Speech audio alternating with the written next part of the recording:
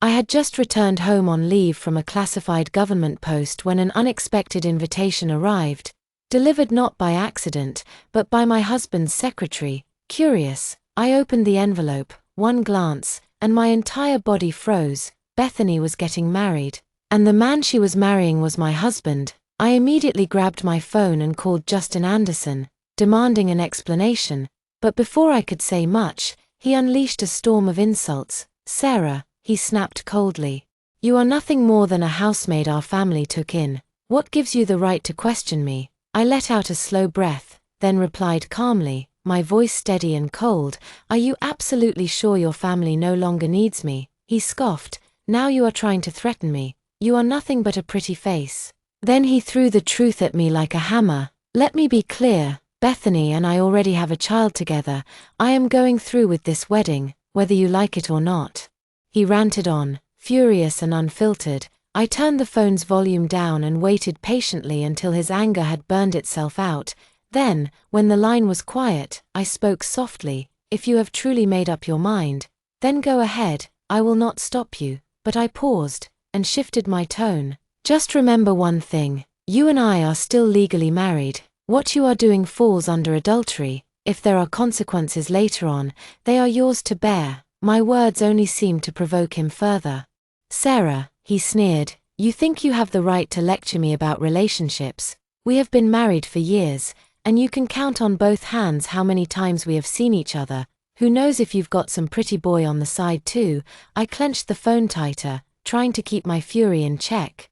"If that is what you suspect, I am willing to explain. But Justin, planning a wedding without even informing your wife, that is not just thoughtless, it is deeply disrespectful."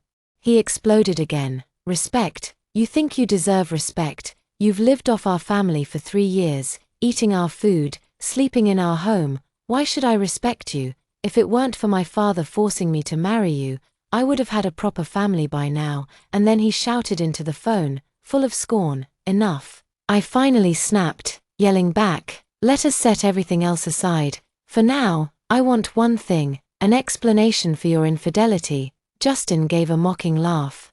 "An explanation? From me? I am the CEO of the Anderson Group, the most powerful name in Eastport. I do not owe anyone an explanation. Not even you." With that, he hung up. I sat frozen on the couch, the phone still in my hand, my anger simmering beneath the surface. I could not let this go. I was ready to go to his office and demand answers face to face, but just as I stood up, the front door burst open. A woman, dressed like she had just walked off a fashion runway, strolled in like she owned the place, swinging a key between her fingers. Behind her followed a small crew of Anderson Group staff. "Move faster," she commanded. "This room has to be ready before the wedding tomorrow." I looked up slowly, my voice like ice. "Bethany, what do you think you are doing? This is my home. Who gave you the right to touch anything here?" Bethany raised an eyebrow, clearly amused, her lips curled into a smug smile. "Oh Sarah, I guess no one told you. This house does not belong to you anymore." She pulled a green document from her purse with a theatrical flourish. "See this? Justin has officially transferred the deed. This villa is in my name now. This is my home. I will move in as I please. What are you going to do about it?" I narrowed my eyes, studying her carefully. "Bethany, Justin and I are still legally married, and yet you cannot wait even a moment longer to move in." Bethany's face lit up with joy. Her eyes sparkled with a twisted sort of pride. "Of course I cannot wait. I chose this villa myself years ago. The only reason you were living here was because I let you.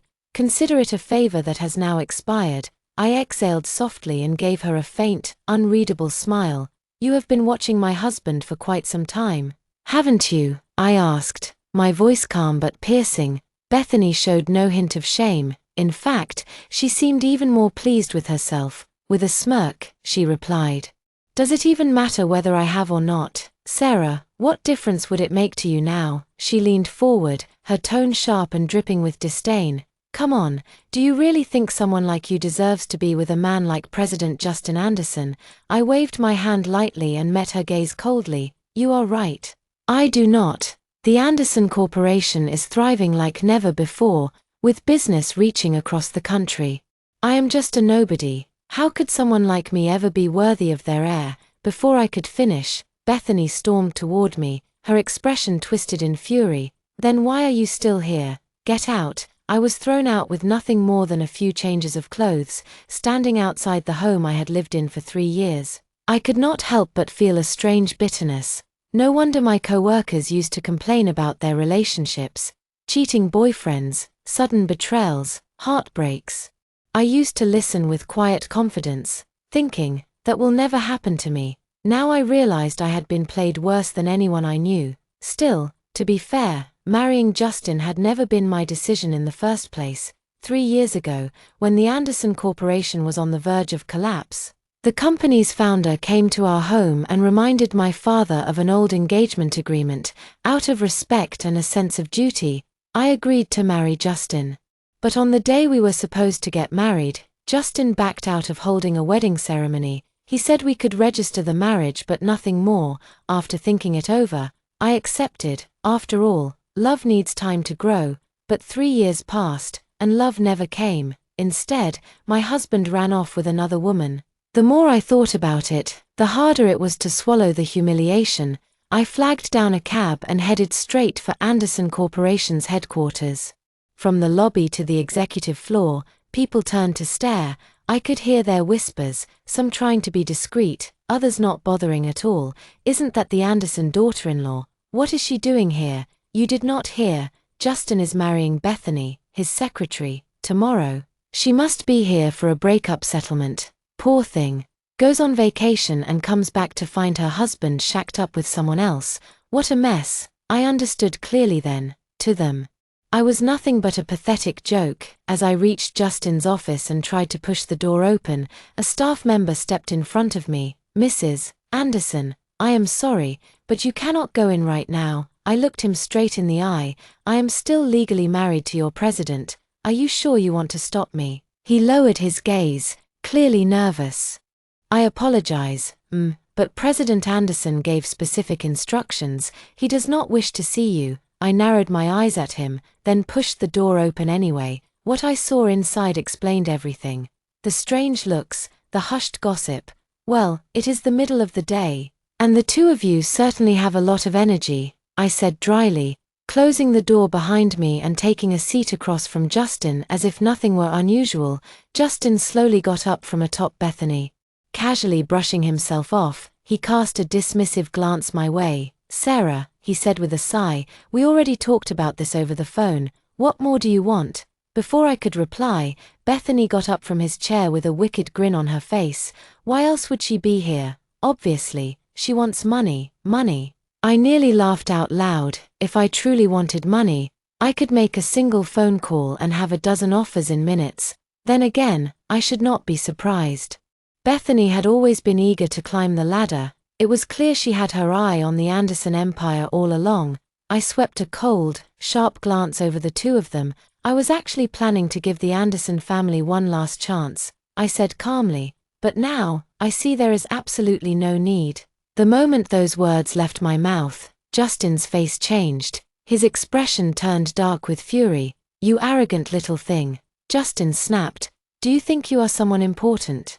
We are still the wealthiest family in Harbor City. And you are just a project manager. What makes you think you can go up against the Andersons? If it were not for my father's sake, I would have divorced you long ago. I slowly lifted my head, meeting his eyes without a flinch. So this is what your family has become. You really think you have outgrown the world, do you? His face flushed red with anger. Shut your mouth. The Andersons in the capital are not something you get to talk about. He suddenly turned and shouted toward the door. Security, get this woman out of here immediately. From now on, no one lets her in without my permission. At his command, a group of professionally trained security guards flooded in through the doorway, but I remained composed, scanning the room with a cool gaze before letting out a soft, mocking laugh. That won't be necessary, Mr. Anderson, I said. I can walk myself out. I stood up, taking my time, and added, Justin, the only reason I came here today was to tell you one thing. I paused, the corners of my mouth curling up into a smile. You told me to leave, so remember this moment, because someday, you might be the one begging me to come back. I turned to leave. Stop right there. Justin barked behind me. I looked back, still smiling, completely unbothered. What is it, Mr. Anderson? Having second thoughts already. Justin's glare turned icy as he reached into a drawer and slammed a thick file onto the table. The divorce papers. I already had my attorney prepare them. Sign them. Now, as I looked down at the documents, everything I had suspected was confirmed. 3 years of marriage, and he had been cheating all along. First, he refused to have a wedding, only agreeing to register our marriage. Then he began sneaking around behind my back. Now, he was forcing me to leave. Every part of it had been his plan. I will sign them, I said, but not before I call your father. Justin clearly thought I was trying to ask for sympathy. His tone grew even more dismissive. Call whoever you want. It will not change a thing. Watching him sit there with that smug, triumphant look. Whatever shred of respect I had left for the Andersons disappeared completely. You really misunderstood me, Justin. I was never trying to convince you to come back, I said flatly. I just thought your father should know. Because thanks to you, this family is going to fall. I had once considered sparing the Andersons out of respect for the older generation, but people like Justin did not deserve that. Spitting the words like venom, he shouted, Sarah, let me make myself very clear.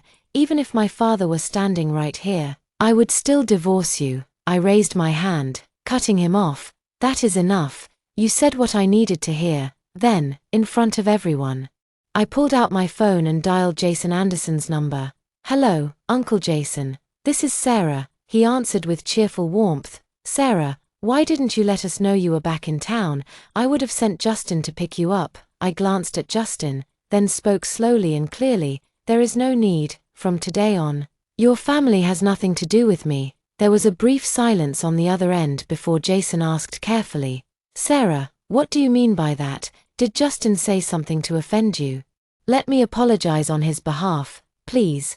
Can we just? Before he could finish, Justin snatched the phone from my hand. Dad, stop trying to talk me out of this. I have had enough for years. We don't need her in this family. And with that, he hung up, right in front of me. After that, I had no more reason to show even the slightest courtesy.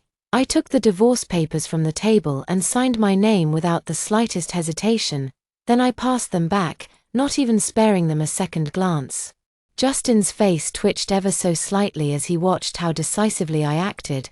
There was a flicker of dissatisfaction in his eyes. In a voice that tried to mask his irritation, he asked, Sarah, what are you smiling at? I looked up at him, my expression calm, my voice stripped of any trace of warmth. Why? Am I not allowed to be happy, Mr. Anderson? You are not seriously thinking I am heartbroken over this, are you? I let out a faint laugh. The Anderson family, to me, that is nothing more than a name, just a single sentence, and it is all behind me. His face flushed red with anger, and he glared at me with a clenched jaw. Then, with a stiff motion, he scribbled his own signature at the bottom of the divorce papers. Just like that, our 3-year-long marriage came to an end. Oddly enough, as I watched him sign his name, I felt no sorrow, not even a twinge of regret. If anything, a wave of relief washed over me. I felt as though I had been carrying a heavy weight for years, and now it had finally lifted. The papers are signed. I said what I needed to say. Can I go now? Wait. Just as I turned to leave, Bethany approached me, heels clicking against the floor. Sarah, she said with a smirk, tomorrow is Justin's and my big day. Surely you will drop by, won't you? As she spoke, she reached up and adjusted her collar slightly, revealing the faint marks on her neck with calculated pride. I looked at her. My eyes cool but my smile pleasant. Of course, since Ms. Bethany herself extended such a sincere invitation, how could I possibly refuse? Then I tilted my head and added smoothly, not only will I be there, I will be bringing a very special gift for the two of you. The next morning, I placed an order online, picked up a funeral wreath, and marched straight to the wedding venue. The Anderson Group was a star company in the capital, and those invited to the wedding were all well-known figures, business tycoons, social elites, people who graced the front pages of magazines, and then there was me, the supposedly disgraced ex-wife. I had barely stepped through the gates when a few people recognized me. Wait, is that not Justin Anderson's ex-wife? What is she doing here? You have not heard. The bride, Bethany, personally invited her. My goodness, she is bold, bringing a funeral wreath to the wedding of the Anderson family's heir. That is insane. I paid them no mind and walked in with confidence, holding the wreath high like it belonged there. The moment I entered the venue, the crowd fell silent. Every guest turned toward me in shock, mouths half open. Justin was still backstage getting ready. Bethany was at the front, greeting guests. When her eyes landed on the wreath in my hands, her smile instantly disappeared. Her voice was sharp as she snapped, "Sarah, are you here to cause trouble? Take that thing away right now." I looked at her, feigning innocence. Bethany, what are you saying? You invited me, remember? I brought flowers. What kind of guest shows up empty-handed? This wreath cost me several $100s. You want me to just toss it out? Bethany's teeth clenched, and she stepped closer, eyes blazing with fury. You wretched woman, you must have a death wish. As soon as the words left her mouth, the surrounding security guards began to move, circling in on me. Bethany, full of fire, marched right up to me, raised her hand, and gave my cheek a few condescending pats. You have two choices, she spat. You crawl out of here, or I will have them carry you out. I met her eyes and smiled slowly. My legs work just fine. I go where I please. No one tells me otherwise. And with that, I lifted the wreath in my hands and flung it at her. I have spent enough of my life being quiet. Today, I feel like being loud. Bethany clearly did not expect me to throw the wreath at her in front of so many people. Her face turned a sickly shade of green. She raised her hand and shouted, "Get her!" But I stood my ground, arms folded, a smirk playing on my lips. Bethany, have you ever heard the saying, "Do not challenge the heavens for profit"? Just as the last word left my mouth, someone in the crowd gasped, "Look outside, quick!" Across the street, more than a dozen sleek black plate Hongqi sedans were approaching the wedding venue in a long, imposing convoy. Bethany quickly adjusted her outfit, forced a polite smile onto her face, and hurried over to greet them. She said sweetly, "What a surprise to have all of you visit. Why did no one call ahead to let us know?" A middle-aged man in a traditional tunic suit shot her a sharp glance but said nothing. Instead, he turned and jogged straight toward me. Everyone present stood up immediately, without exception. The man in the tunic suit stopped just a few feet from me, his expression full of worry as he looked me over from head to toe. "Sarah, are you all right? You were not hurt, were you?" he asked, his tone urgent and sincere. The people around us could barely believe what they were witnessing. Gasps rippled through the crowd.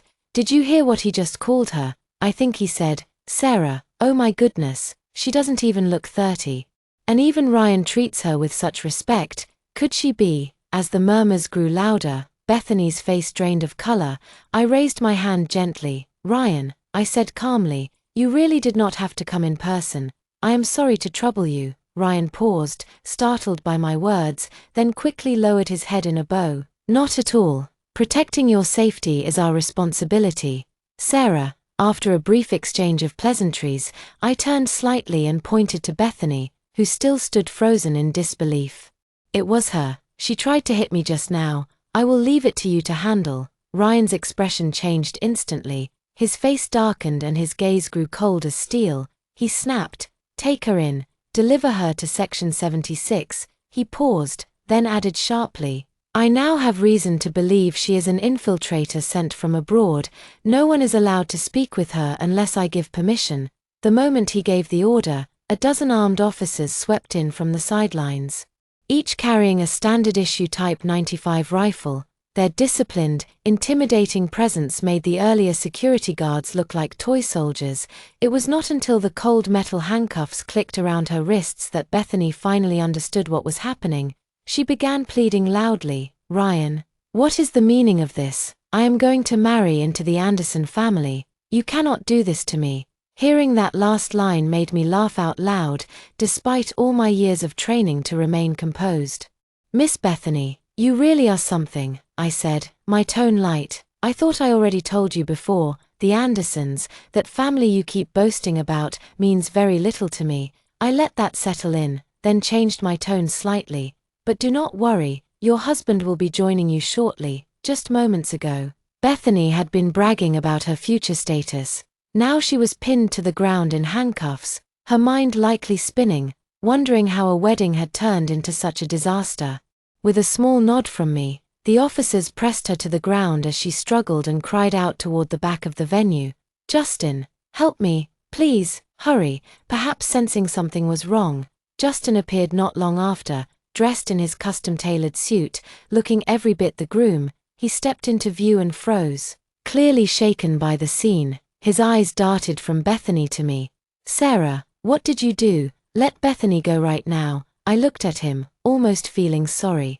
The two of them really were a perfect match. Foolish and blind. Let her go, I said slowly, smiling. That is not going to happen, and since you are here, why not take you too? Before he could react, another pair of handcuffs snapped around his wrists. Still unaware of how deep the trouble ran, Justin glared at me and shouted, Sarah, you dare touch me. I am backed by the entire Anderson family. I stepped toward him slowly, my voice soft but clear. Justin, there is something I forgot to tell you. You were always wondering how the Andersons rose overnight to become one of the top 4 families in Jinghai, were you not?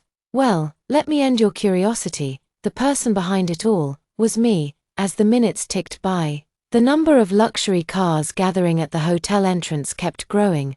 People in the crowd began pulling out their phones, capturing the scene in a flurry of flashing lights. Even the hotel staff could not keep up. My goodness.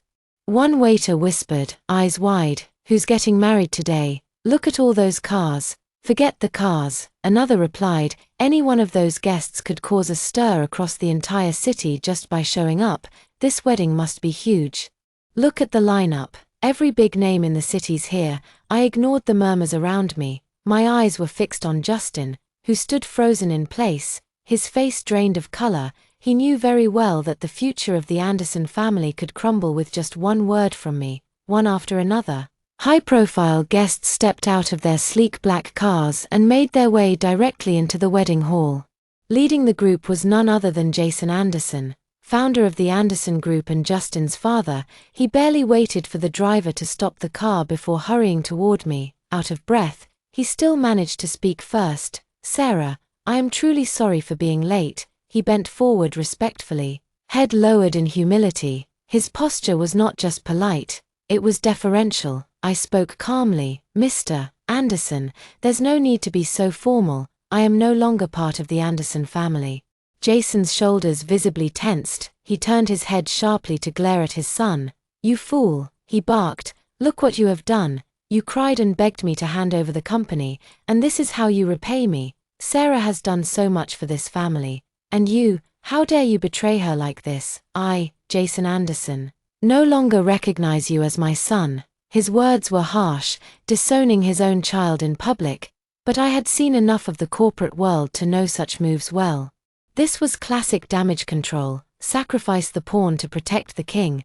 I had seen the same tactic 3 years ago. There's really no need to be so dramatic, Mr. Anderson, I said with a light smile. It is only a divorce, after all. The color drained from Jason's face instantly. What? He shouted, his eyes bloodshot as he rounded on Justin. Who gave you the authority to make such a decision behind my back? Justin, caught off guard by the outburst, began to cry, his face a picture of remorse. Dad, I was wrong. I didn't know Sarah had such powerful connections. You could have told me sooner. Jason's tone turned colder. How much sooner did you want me to tell you? Did I not warn you? I told you Sarah's background was not to be underestimated. I told you never to cross her. And what did you do? Not only did you divorce her, you tried to have someone lay hands on her. Do you have a death wish? Watching the two men argue back and forth, I felt a dull ache in my temples. All right, enough. What is done, I said firmly. We are all adults. We must live with the consequences of our actions. Justin committed adultery. Bethany, an Anderson Group employee, attempted to harm me. Either one of those charges would be enough to destroy this entire family's reputation. Though I spoke clearly, I deliberately withheld any final judgment. I wanted to see how this long-retired business titan would handle things when truly cornered. He did not disappoint. Jason turned to me and said solemnly, Sarah, from this moment on, the entire Anderson group is at your disposal. As for my son, if you want to press charges or have him taken away, I will not object." Gasps rippled through the crowd. Justin Anderson, the Anderson heir, the only successor of a corporate empire. And me, on paper, I was nothing more than a project manager. Most assumed Jason had rushed to the scene to protect his son's interests, but now it was clear, he had come to offer an apology. He came not as a father, but as a man trying to salvage what little honor remained. In this city, there were very few people who could command that kind of respect, only those at the very top. Those who did not understand were left shocked, but Justin and Bethany, they understood all too well. "Dad, this is not as serious as you think," Justin pleaded. "I can cancel the wedding, all right, but why should I go to jail?" He looked at me, eyes searching, almost playful. "Right, Sarah. You wouldn't really do that to me, would you?" I slowly raised a single finger and wagged it gently in the air. "No," I said, and I smiled. Justin clearly had not expected me to humiliate him so directly. His face darkened instantly, but before he could get a single word out, Jason Anderson stepped forward and delivered a loud slap across his son's face. A sharp crack echoed through the room. 5 bright red finger marks appeared on Justin's cheek. The entire room fell into a stunned silence.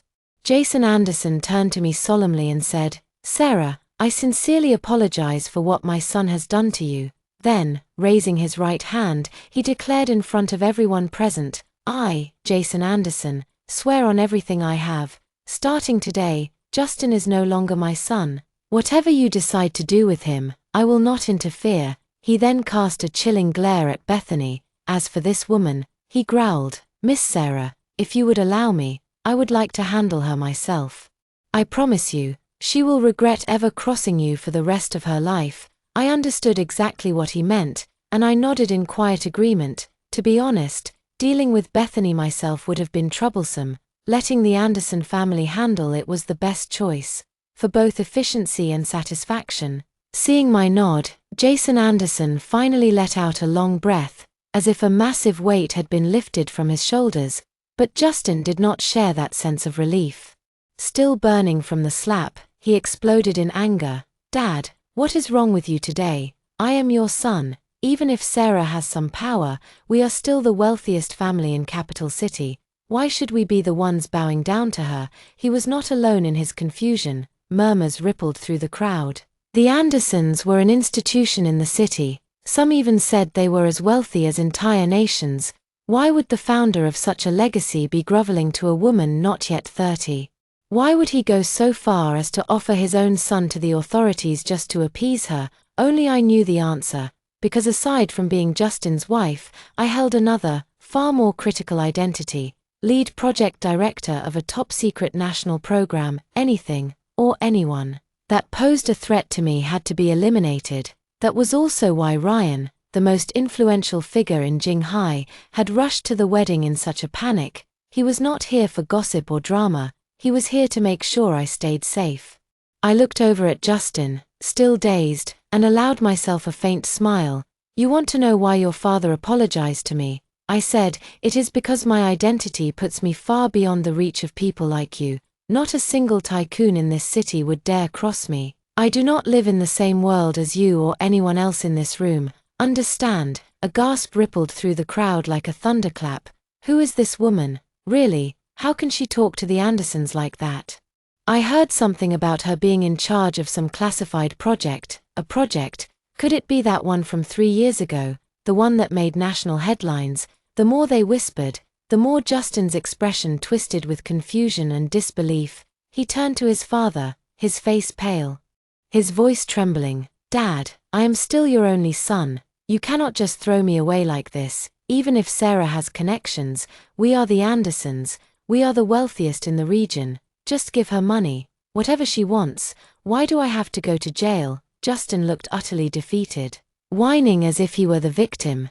But Jason Anderson no longer looked at him. His eyes were locked on me, because he knew, if this situation was not handled properly, it would not just be his son who paid the price. The entire Anderson family could go down with him. "Sarah," he said carefully, My son was spoiled from an early age. His words do not represent the Anderson family. He spoke with a humility rarely seen in men of his stature. He was choosing every word with care, afraid that one misstep might bring consequences no amount of money could fix. I raised an eyebrow but kept my expression calm. Then hand your son over to the police. As soon as the words left my mouth, Justin panicked. Sarah, do not think you are untouchable just because you know a few high-ranking officials.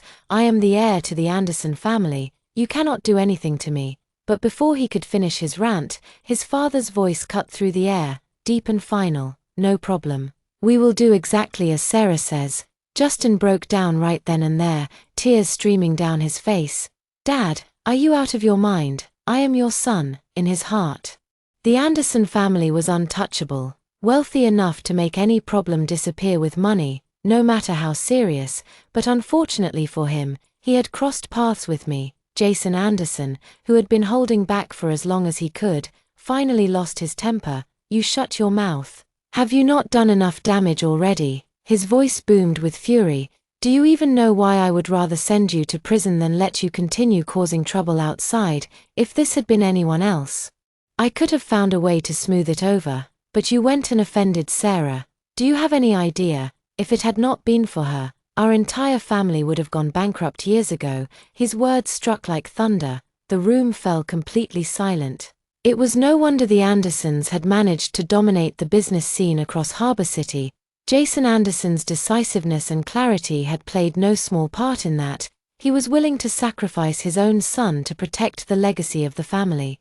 He knew exactly what was at stake. Justin stood in stunned silence after hearing his father's words, while the rest of the guests were still reeling from the revelation about my identity. 2 guards had already stepped forward and held Justin firmly in place. At my signal, they would escort him out, one by one. The guests turned their gazes toward me, no longer dismissive or indifferent, but filled with unease and respect. I slowly walked up to Justin and sighed softly. You should be grateful your father stepped in, otherwise, prison might have been the least of your worries. Tears of regret welled in Justin's eyes. Sarah, he stammered, his voice trembling. I know I was wrong. I did not see your worth before. Please, let us start over. I will listen to everything you say from now on, I swear. By the time he finished, he was sobbing openly. I am still young. I do not want to go to jail. I curved my lips into a cold smile and looked him straight in the eyes. Justin, I used to think you were just a little stubborn, but I never expected you to cheat on me. If I had not taken an early vacation this time, you would probably already have a child by now. If the Anderson family has any sense left, they had better learn to keep a low profile. Otherwise, I would not mind seeing the wealthiest name in the capital replaced with a different one. That final sentence was not only meant for Justin, it was directed at Jason Anderson as well. Father and son exchanged glances, and without a word, both lowered their heads. After Justin was taken away, Bethany, the secretary who had delusions of climbing the social ladder, was handed over to Jason Anderson, just as we had previously agreed. As for what kind of punishment awaited her, I could not have cared less. After all, she and I were now worlds apart, at least 3 or 4 social classes, if not more. With Jason Anderson and his people gone, the incident finally came to a close. 5 years later, the project I had overseen was completed with great success, and I was awarded a national medal for outstanding achievement. When I returned to the capital, Jason Anderson had already absorbed the remaining 3 major families and stood as the undisputed richest man in the country. Coincidentally, I came back on the very day Justin was released from prison. Jason brought his son, fresh out of prison, to visit me in person. Unlike years ago, Justin's eyes held no arrogance now. Instead, there was fear, tension, and above all, guilt. Standing behind him was a little girl who bore a striking resemblance to someone I once knew. So you kept the child after all, I said softly, turning slightly to invite them in. But Justin remained standing at the doorway, unable to move. What is wrong? I asked lightly, still afraid I might do something to you. My teasing helped ease the tension a little, and Justin managed a faint smile. Sarah, he said, I asked my father to bring me here because there is something I have been meaning to tell you. I have held it in for 5 years, I never had the chance, but now that I finally see you, I need to say it, I was a bit surprised. I looked up and met his eyes. What is it you want to say? Justin took a deep breath, then looked at me with complete seriousness. At last, he softly spoke 3 words. I am sorry. I felt a small jolt inside, then gave him a gentle, forgiving smile. It is all in the past, I have already moved on. But Justin shook his head, his voice rising with emotion. No, wrong is wrong. Even if you have truly forgotten, I never can. Just as I was about to reply, the little girl suddenly ran out from behind him. Auntie, she said clearly, my daddy told me you are a great person who helped our family. When I grow up, I will repay your kindness.